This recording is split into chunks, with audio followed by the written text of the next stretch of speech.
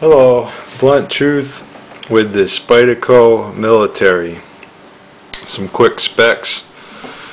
Has G10 scales. I got the camo ones because I like this camo stuff, but it comes in black also. S30V steel blade, 4 millimeters thick, which is, most knives are 3 millimeters thick on folders. So got an extra millimeter of thickness there. Weighs a little over 4 ounces, and this thing is really in a class all by itself, because for $130 to $140 I don't think you can get a knife anywhere near what this thing gives you. On a folder, the weakest part of a folder when you compare it to a fixed blade is, of course, the pivot area. That's the weakness of folders, is the pivot. It's never as strong as a good fixed blade, no matter how good the folder. I don't care if it's a Strider or whatever. They beefed up the pivot area on this by giving it a 4 millimeter blade thickness here, an extra large pivot screw. It's bigger than any of the other Spydercos that I have. You can compare it real quick to the paramilitary screw. They have the same size clip, so you can see by how much it fills the hole in the clip that it's a lot bigger. And I took it apart, and the shaft of the screw is bigger also. So then the nested liners and all that goes to make this pivot area very strong, very solid for a folder.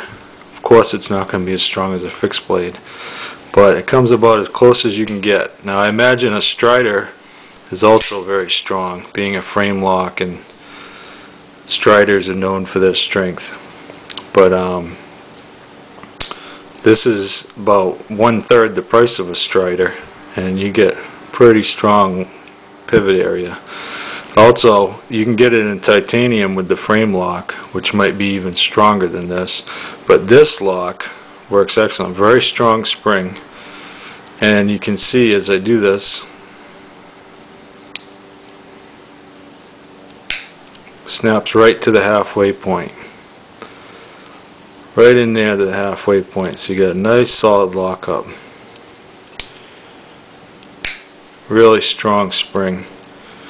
Works real good, and the cutting edge is 4 inches, 4 1/4 blade, so it's got all that length for you to get your job done. Because if you use a small, and compare it here with the paramilitary, if you use a normal size fixed blade with a 3-inch blade, lots of times, especially cutting things like maybe slicing up tomatoes or whatever, the length just doesn't cut it for you, and you got to work around it by doing some fancy cutting.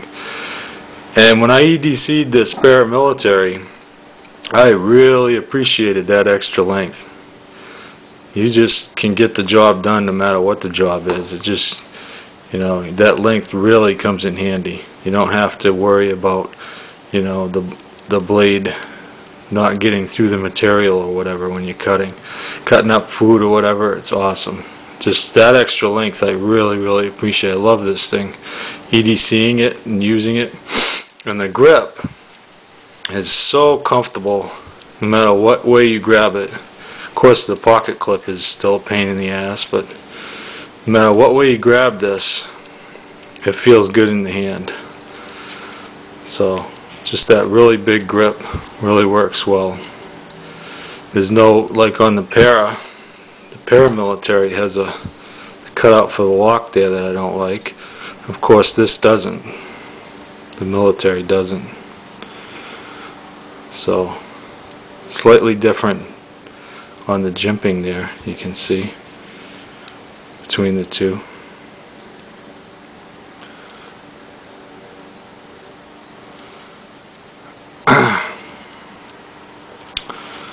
But I really like the military. Now, it's not a sheeple friendly knife. That's the downside of it. Not sheeple friendly, pretty threatening looking, big blade, awesome defense knife, I'd think. Get some serious reach there. But it's probably illegal in many states because it's over that 3-inch mark. But if you can carry it, and it's being not very much lighter than the most EDC knives, I mean not much heavier. If you can pack it, it's a pleasure to use. It's an awesome knife to use when you got to take it out and use your knife. This thing gets the job done very, very nicely. I like it a lot. I don't take it to work. I wish I could, but it won't let me take one. Now some people say that their militaries are scratchy opening. I guess I got lucky. As you can hear, there's no scratching at all. It's very smooth. I put my lube in it, so it's a little smoother than when I got it, but it didn't scratch. It wasn't scratchy or anything when I got it either. So very, very nice. I like the oversized pivot screw. I think that does add to it. It looks nice too on this side. I think that adds to the strength. It feels real good choked up. Nice knife. I'd say the only weakness is that tip. Many people, you got to be careful. It's a cutting tool. You want to go prying and stuff, get one of those sharpened pry bars like a K-bar or whatever, rat knife, RC5 or something. Bravo 1 will pry a little. You don't want to go using this tip to dig and stuff. You're going to bend that thing over or snap it off.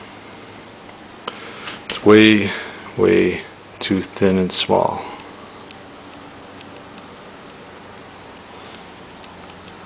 But it's a cutting tool, so in that capacity it's awesome.